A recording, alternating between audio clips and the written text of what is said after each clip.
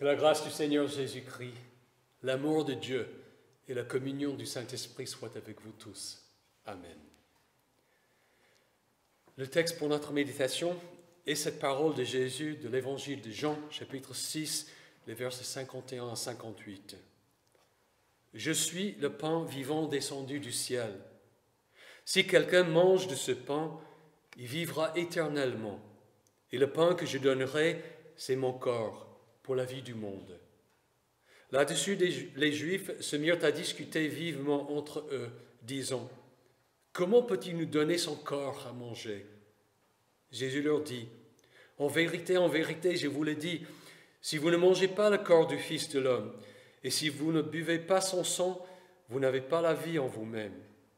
Celui qui mange mon corps et qui boit mon sang a la vie éternelle. Et moi, je le ressusciterai le dernier jour. En effet, mon corps est vraiment une nourriture et mon sang est vraiment une boisson. Celui qui mange mon corps et qui boit mon sang demeure en moi et moi je demeure en lui. Tout comme le Père qui est vivant m'a envoyé et que je vis grâce au Père, ainsi celui qui me mange vivra grâce à moi. Voilà comment est le pain descendu du ciel. Il n'est pas comme la manne que vos ancêtres ont mangée. Eux sont morts.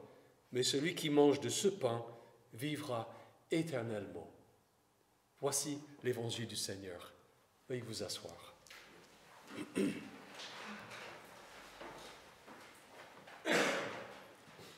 Vous connaissez le dicton « on est ce qu'on mange ». Cela se dit principalement dans le contexte de la nutrition et de la santé corporelle. En effet, il y a une correspondance directe entre la qualité de notre nourriture et notre santé. Pour être en bonne santé et pour rester en forme, le corps a besoin d'une nourriture saine. On ne peut pas vivre seulement des grillades, des glaces, des pâtes et du vin. Peut-être que vous en avez fait l'essai lors de vos congés et ressentez maintenant le besoin d'un régime plus sain afin de retrouver vos forces et votre forme. On est ce qu'on mange. Le principe s'étend à bien d'autres choses, à cette parole de Jésus par exemple. Il est le pain vivant, descendu du ciel, une nourriture qui donne la vie éternelle. Il s'agit de la nourriture de l'âme ou l'esprit que Dieu a mise dans l'homme. Elle a aussi besoin d'une nourriture, de tout ce que Dieu nous donne en Jésus-Christ. Si l'âme ne se nourrit pas de Christ, ou si elle se nourrit d'autre chose qui ne lui convient pas, elle mourra. Mais si nous mangeons Christ, nous aurons la vie éternelle. C'est simple, on est ce qu'on mange. Mangez alors le pain vivant qu'est Jésus-Christ. Jésus s'est servi dans les évangiles de beaucoup de métaphores pour nous faire comprendre la bonne nouvelle qui nous réconcilie avec Dieu et nous donne donc la vie éternelle. Ici, il utilise une métaphore simple, mais un peu choquante, pour nous faire comprendre notre besoin de nous unir avec lui par la foi, afin de vivre par et grâce à lui. Celui qui mange mon corps et qui boit mon sang a la vie éternelle. Et moi, je le ressusciterai le dernier jour. En effet, mon corps est vraiment une nourriture et mon sang est vraiment une boisson. Cette parole nous déstabilise un peu, comme ce fut le cas avec les Juifs qui l'ont entendue. C'est parce que la métaphore est forte et intime. Elle parle de ce qu'on met dans sa bouche et avale, de chair et de sang humain, qui va entrer dans notre corps et pénétrer jusque dans toutes nos cellules.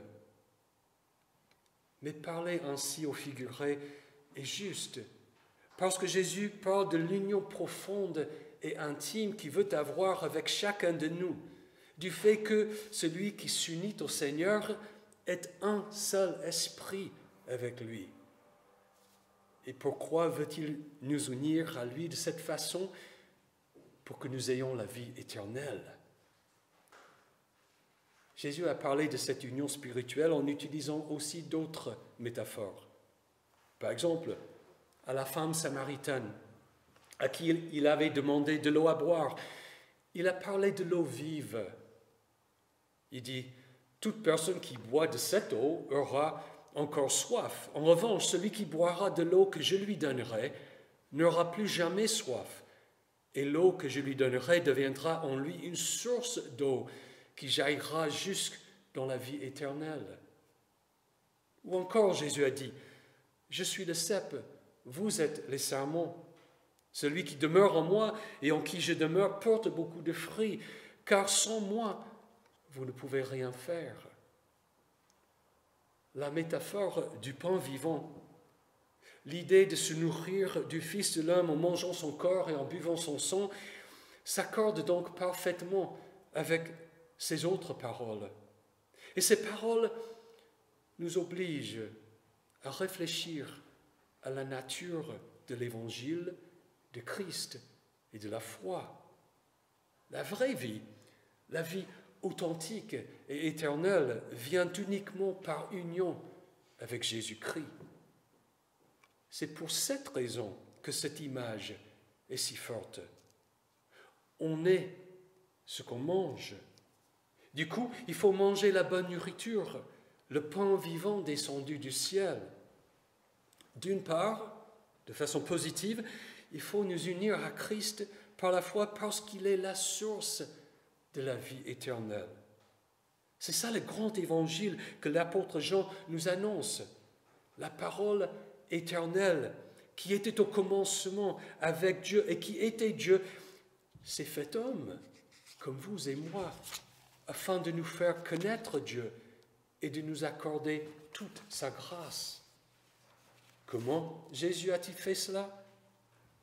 En prenant un corps humain et puis en offrant ce corps pour nous. Je suis le pain vivant descendu du ciel, dit-il. Si quelqu'un mange de ce pain, il vivra éternellement. Et le pain que je donnerai, c'est mon corps pour la vie du monde. Par nature, sans Christ, nous sommes tous figés dans le péché, incapables de nous en sortir nous-mêmes. Aussi sommes-nous perdus et condamnés, privés de la présence de Dieu, sans possibilité de la vie éternelle. Mais par l'offre du corps de Jésus-Christ pour la vie du monde, c'est-à-dire par sa mort et par sa résurrection à notre place, tout péché, absolument toute chose qui nous sépare d'avec Dieu est annulée, pardonnée, compensée et supprimée. Et le résultat, celui qui mange mon corps et qui boit mon sang a la vie éternelle. Et moi, je le ressusciterai le dernier jour. Combien de comprimés sont avalés dans le monde chaque année pour guérir ou fortifier notre corps, pour le mincir ou le rendre plus beau? Je ne sais pas si même les grandes entreprises pharmaceutiques et parapharmaceutiques en connaissent les chiffres. Ce doit être des centaines de millions, peut-être des milliards. Certains de ces produits sont efficaces, d'autres ne sont que des placebos ou des rêves. Mais aucun ne peut empêcher la mort. Aucun ne peut nous ressusciter le dernier jour. Tout comme on ne trouvera jamais la fontaine de jouvence, on ne trouvera jamais le comprimé de jouvence. Mais Jésus nous offre la vie éternelle. Celui qui mange mon corps et qui boit mon sang demeure en moi et moi je demeure en lui. Tout comme le Père qui est vivant m'a envoyé et que je vis grâce au Père, ainsi celui qui me mange vivra grâce à moi. Voilà comment est le pain descendu du ciel. il n'est pas comme la manne que vos ancêtres ont mangée. Eux sont morts, mais celui qui mange de ce pain vivra éternellement. Bien que les actions de manger et de boire ici sont une métaphore, Jésus lui-même, Dieu le Père et la vie éternelle ne sont pas des métaphores. En fait, ce n'est pas la seule occasion où Jésus a exprimé cette bonne nouvelle. Par exemple, après avoir guéri un homme infirme un jour de sabbat, ce qui a déclenché un vif débat, Jésus a déclaré « En vérité, je vous le dis, celui qui écoute ma parole et qui croit à celui qui m'a envoyé a la vie éternelle. Il ne vient pas en jugement, mais il est passé de la mort à la vie. En vérité, je vous le dis, l'heure vient et elle est déjà là, où les morts entendront la voix du Fils de Dieu, et ceux qui leur ont entendu vivront. En effet, tout comme le Père a la vie en lui-même, ainsi il a donné au Fils d'avoir la vie en lui-même. » Jésus n'a pas parlé au figuré à cette occasion-là. Il a tout simplement justifié ses actions et expliqué pourquoi il pouvait tout faire. Plus tard, par sa propre résurrection des morts, il a donné l'ultime justification à sa parole. Nous pouvons donc compter sur la puissance de Jésus pour nous ressusciter le dernier jour. On est ce qu'on mange. C'est pourquoi, d'autre part, il faut nous unir à Christ par la foi, parce que, à part lui, il n'y a pas de vie éternelle. Il en est l'unique source. Là-dessus, les Juifs se mirent à discuter vivement entre eux, disant « Comment peut-il nous donner son corps à manger ?» Jésus leur dit « En vérité, je vous le dis, si vous ne mangez pas le corps du Fils de l'homme et si vous ne buvez pas son sang, vous n'avez pas la vie en vous-même. » Tout ce débat s'est produit après la multiplication des pains et des poissons pour les 5000 hommes. Parmi cette foule, certains pensaient avoir trouvé le Messie, celui qui les libérerait des Romains, comme Moïse avait libéré leurs ancêtres des Égyptiens. Moïse, lui, avait donné la manne. Alors Jésus, que ferait-il pour son peuple? Jésus leur répond tout simplement qu'il n'avait rien compris. Le miracle était bien un signe pour leur révéler le Sauveur, mais eux ne pensaient vraiment qu'au fait d'avoir mangé à leur faim. Ils cherchaient une nouvelle source de pain gratuit, pas le pain vivant. C'est pourquoi Jésus leur déclare que le pain qu'il offre n'est pas comme la manne que vos ancêtres ont mangée. Eux sont morts, mais celui qui mange de ce pain vivra éternellement. Il en va de même pour tout autre pain que l'homme proposerait à la place de Jésus-Christ, que ce soit la loi de Moïse ou de Bouddha ou de Mohammed, une idée fantaisiste ou l'illusion de rien du tout. Si vous ne mangez pas le corps du Fils de l'homme et si vous ne buvez pas son sang, vous n'avez pas la vie en vous-même. On est ce qu'on mange. On est soit vivant parce que nous mangeons le pain vivant qu'est Jésus-Christ, soit nous sommes des mourants, sans Dieu et sans espérance de vie. Celui qui mange mon corps et qui boit mon sang demeure en moi, et moi je demeure en lui. Alors, comment manger son corps et boire son sang afin de demeurer en Christ et lui en nous? C'est simple, en faisant bon usage des moyens de grâce. D'abord, il y a la parole de Dieu. L'homme ne vit pas de pain seulement, mais de tout ce qui sort de la bouche de l'Éternel. Moïse l'avait écrit, Jésus l'a vécu. Par exemple, lorsqu'il a rencontré la femme samaritaine, ses disciples étaient partis à la recherche de la nourriture. À leur retour, ils voulaient que Jésus cesse de parler à la femme et qu'il mange. Mais Jésus leur a répondu, « Ma nourriture est de faire la volonté de celui qui m'a envoyé et d'accomplir son œuvre. »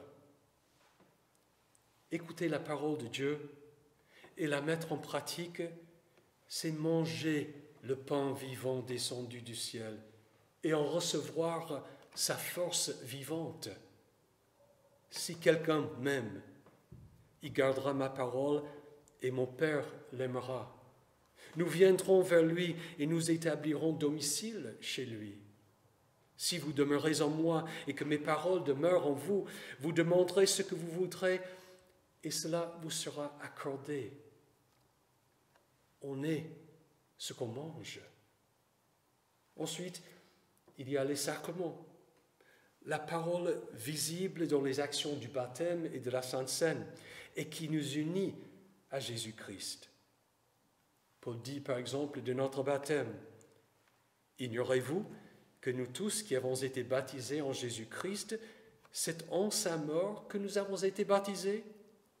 Par le baptême en sa mort, nous avons donc été ensevelis avec lui, afin que comme Christ est ressuscité par la gloire du Père, de même nous aussi nous menions une vie nouvelle.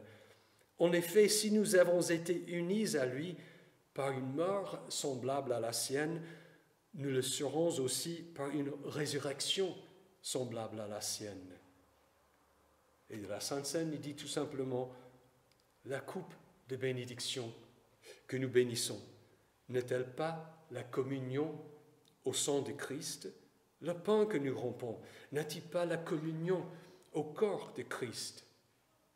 On est ce qu'on mange. » Si donc nous nous nourrissons de Christ, c'est-à-dire si nous nous unissons à lui par la foi, en faisant bon usage de sa parole et de ses sacrements, alors l'Esprit de Christ pénétrera jusqu'au fond de notre être pour nous donner la vie éternelle.